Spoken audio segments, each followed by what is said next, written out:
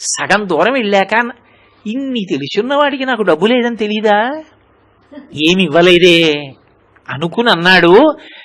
ఆ కటకట శ్రీనిధి ఇట్లు నన్ను పచరించి ఘనంబుగ విత్తమేమియున్ ఈయకుండుట తోచుచున్నయది ఎన్న దరిద్రుడు సంపదాంధుడై ఆనక తన్ను కానడని కాక శ్రియప్పతి సత్కృతాంబోనిది సమస్త వస్తు పరిపూర్ణునిగానను చెయ్యకుండునే.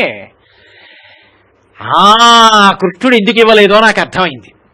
ఈ దరిద్రంలో ఉంటే హాయిగా సంతోషంగా నేను భగవంతుడిని నమ్ముకు బతుకుతున్నా, రేపు పొద్దున బోల్డంత డబ్బు వచ్చి పడిపోతే ఆ లెక్కలు రాసుకుంటూ కూర్చుంటే ఈశ్వరుణ్ణి మర్చిపోతానని ఇవ్వకుండా నన్ను రక్షించాడు.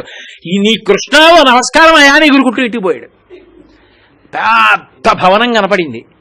ఎవరో ఒక ఆవిడ ఆభరణాలన్నీ పెట్టుకుని వచ్చి దండం పెట్టింది. అమ్మ ఎవరన్నాడు. మీ ఆవిడండి అంది.